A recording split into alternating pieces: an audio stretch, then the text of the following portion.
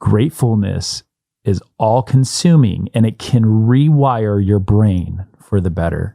You can train yourself to be grateful and experience joy in every part of life. It changes your focus from what you don't have to what you do have. Most pilots don't understand what career opportunities are available in the world of aviation.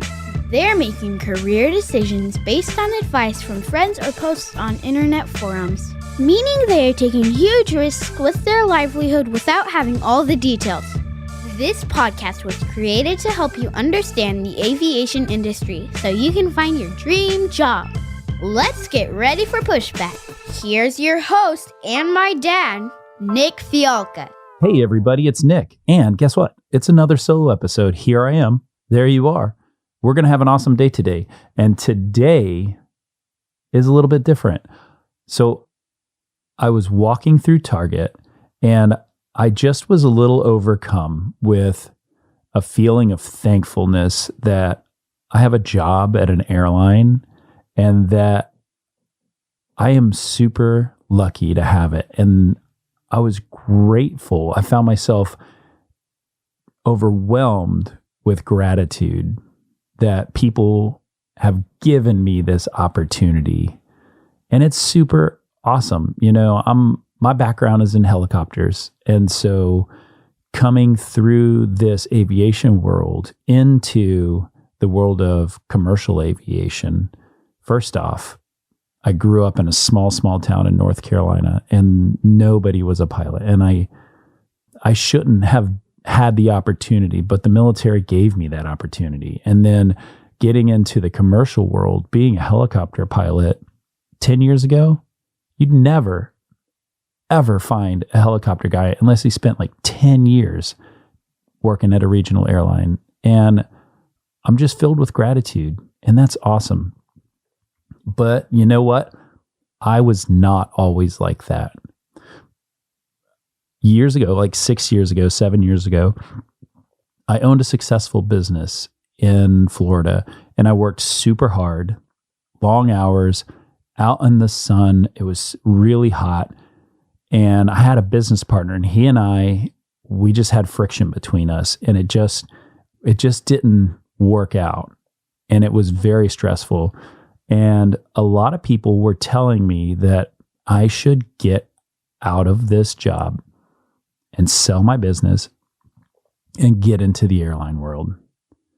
They said, hey, knock out a few hours and you'll be at a major in no time.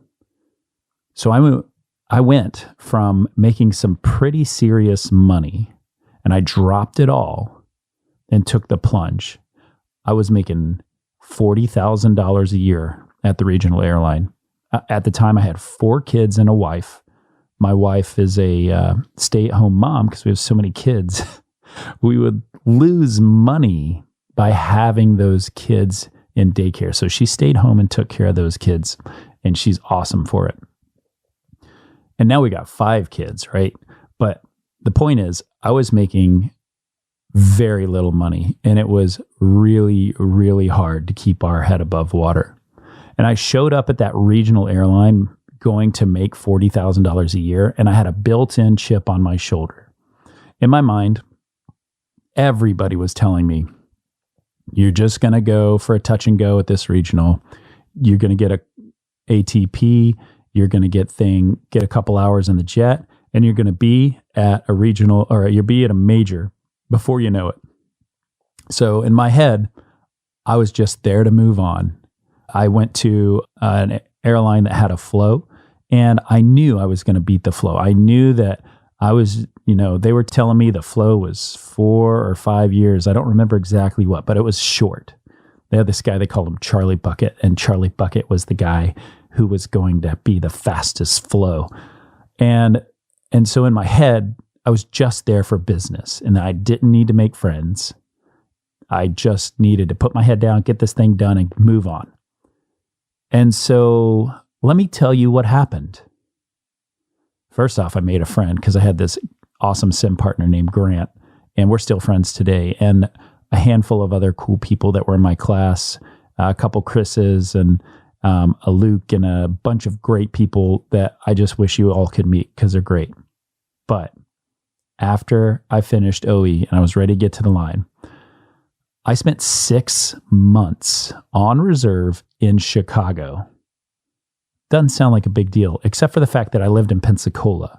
So to get to Chicago, I had to get on a plane at 8 a.m. the day before my shift started. And I would fly to Fort Worth, or I would fly to Charlotte, or I would fly to DC.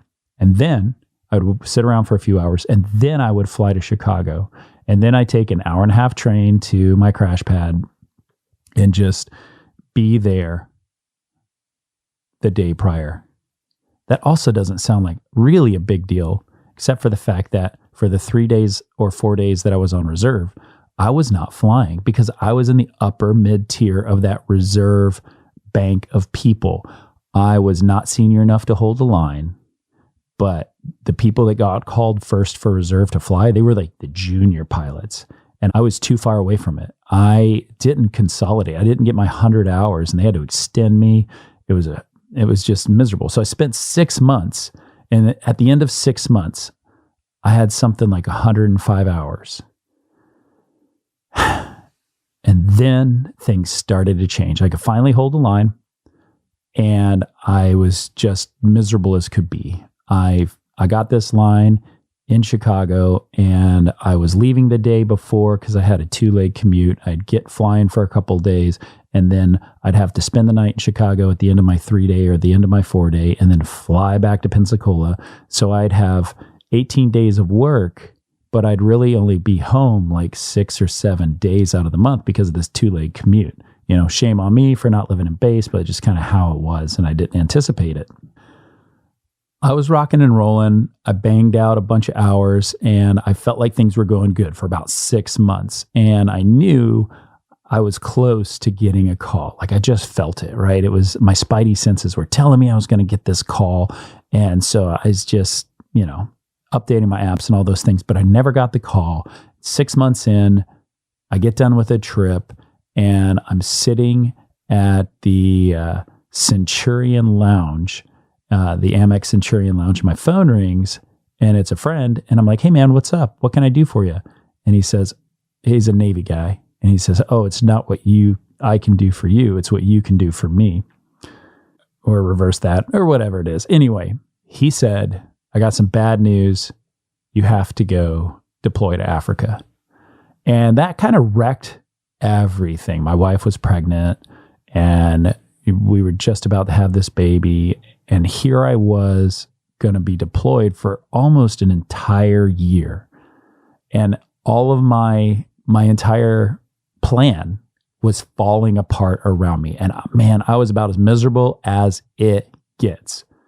So fast forward a year later, we've got another baby. I come home to a child that's almost a year old, and my family was still there. Thank goodness. My wife is amazing.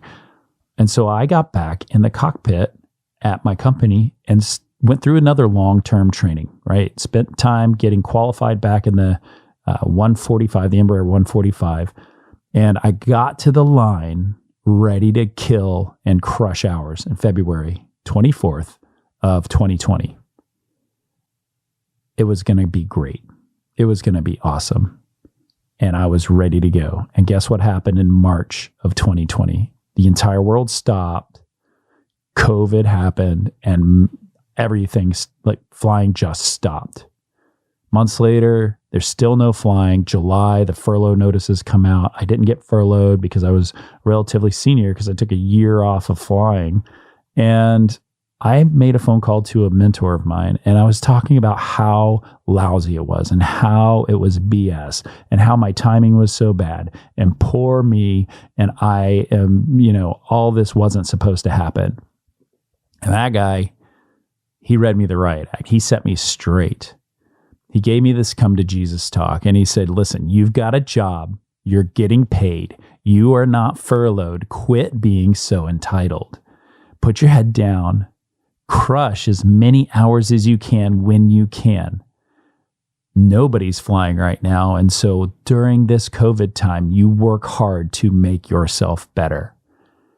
You're doing the job that people wish they could do. Quit being so selfish and have a little gratitude. And that moment, it changed everything for me, right? I moved forward with this vigor and this excitement that I have never moved with before.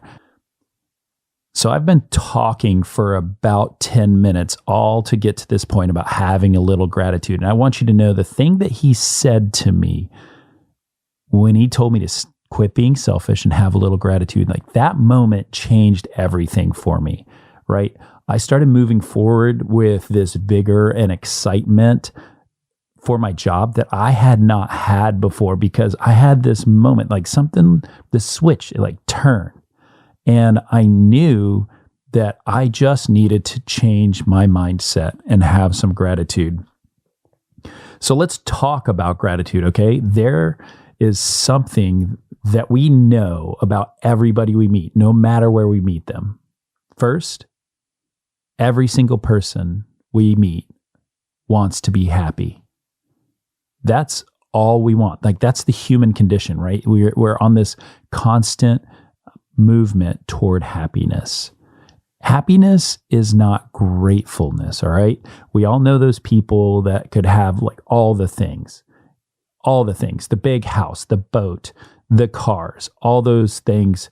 They have what everybody in society would say makes you happy, but they're not. We also know those people that have severe misfortune, that are starving, that are broken, that are refugees, that are just having misfortune. And those people are deeply happy. Why? Because they are grateful. It's not happiness that makes us grateful. It's gratefulness that makes us happy. And gratitude is the experience of giving thanks for an opportunity. It's not having stuff. It's giving thanks. To be grateful, something has to be valuable, and then it has to be freely given. Grateful living is the key.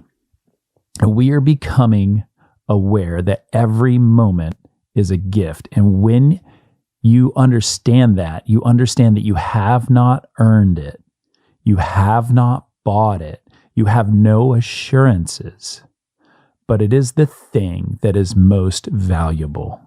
Each moment that you have is full of opportunity, and that makes it valuable. When you're grateful, there's no room for negativity.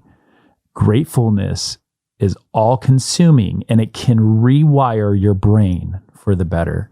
You can train yourself to be grateful and experience joy in every part of life. It changes your focus from what you don't have to what you do have. And that was my problem. And I see it in a lot of people as well. So enjoy the opportunity of being in flight. This opportunity that you have is a gift within a gift. Understand that this opportunity that you have at this moment, understand what it is, or else you can miss it. Even in a moment of tragedy or disappointment, we can find ourselves embracing the opportunity that is given at that moment to us amidst a moment of hardship. You can rise to it by learning something new. I needed to learn patience and contentment because I wasn't. And it was consuming, and it consumed my family, and it consumed my friends. And these conversations of negativity, they proliferate. So what do you need to learn? How do you need to embrace the gratitude of the opportunity that you're given? Likewise, if you're rushing through the moment, you miss the chance to reflect on the opportunity given to you at that moment. Think about that. Don't hurry through to the next thing. Embrace the moment. Stop. look, go. Okay, take a moment, open your senses, enjoy what's given to us, and then go be an influence on others. That's the difference maker. When you meet those people that are full of gratitude like that, it's infectious, right? Like, you think about it. You know somebody. I think of my friend Albert, who is an immigrant to the United States. And that guy is full of gratitude. He's full of positivity. And everybody sees it. It just radiates around him. How do we figure this out, though? How do we apply it? All right. Well, maybe you're driving to the airport. You're going to go smash some bugs in the pattern or whatever. Maybe you're a student and you're just straight up consumed by studying. And it's so hard to do these maneuvers. It's so hard to learn the FARs. It seems like so far away to get hours and get to a major airline. It seems like everything's passing you by. Or maybe you're on your path toward your dream job, but you're not there yet. Maybe you're a flight instructor. Maybe you're at a regional. Maybe you're at a ULCC. Wherever you are, you're looking to move forward. Maybe you're in the business aviation world and you think that this job's okay, but that person, that girl over there, she's got the job I really want. Maybe you're trying to get your medical back. It seems like a long road. Maybe you get it. Maybe you don't. Maybe you're in the military and you're seeing everybody else get hired, but you're trapped because you have this commitment that you have made and you're stuck and you see all that seniority passing you by. All of that. Maybe you're at a major. Maybe you're already there. You've found your dream job, like they say, and some other company has a better contract. Or the union sucks, or management sucks, or reserve is the worst, or I didn't get as much money as the other guy got, or whatever it is. All of you, everybody, look at that moment. You've been afforded the opportunity to participate in the miracle of flight, like flying an airplane. It's amazing. People make movies about it. People write books about it. They dreamed about it for millennia, and you get to do it. There are so many things to be grateful for right now in your moment. Understand where you are and find the parts of your every single day that is amazing and what makes it amazing. And look at the people around you and be thankful for them. Tell them you appreciate them. Tell them you love them. Embrace their goodness and learn from them and celebrate it. Don't be like I was. Don't have a chip on your shoulder. Don't be waiting for the next best thing that's never going to show up. Don't be impatient. Be where I am right now. I'm grateful for the opportunity that you chose to listen to me. Who am I? I'm nobody. I'm just a person that wants to give. And that my team too, like everybody, it's like selfless service. I'm grateful for the experience that I get every single day when I'm flying a plane. I'm grateful for the passengers. I'm grateful for my flight attendants. I'm grateful for my gate agents. I'm grateful for the management. I'm grateful for the union. I'm grateful for friendship. I'm grateful for church. I'm grateful for my wife. I'm grateful for my kids. All of it. I'm grateful for the unknown. All of it. Appreciate it, embrace it, and then grow from it. Think about it. It's so important and it's so helpful. And I think that's probably where we end it today. So go find something to be grateful about. And let me know what that is. Reach out. I want to know. I'm grateful for you. I'm grateful for this podcast. I'm grateful for Bill and Tron for letting me give it and put it out. I'm grateful for my editing team. I'm just grateful. You go be grateful. Let's go. Hey, before you jump out of here and go on to the next podcast, can I ask a big favor? Would you mind going over to your app that you're listening to this podcast on and give me a review? Give me a 5-star review if you love it. Give me a 1-star review if it totally sucks. Put a comment in there, something that is helpful. It helps me. It helps get the word out there. It helps people find the podcast, and that's super cool. If you don't do that, maybe you could just share the podcast with a friend. Tell a buddy who's trying to figure it out, trying to sort out this pilot dream of theirs and get a little bit further. That is super awesome as well. Last, if you don't do either of those two things, how about this? Find a way today to make yourself 1% better. Do that thing that you've been putting off. Put your foot forward, make movement, get yourself going, get that inertia that you need to succeed in this industry. So that's your choice. Leave a review, tell a friend, or make yourself better. Either way, it's all a good choice. And I'm super stoked you're listening, and I will see you on the next episode. The statements made on this show are my own opinions and do not reflect, nor are they under any direction from my employer.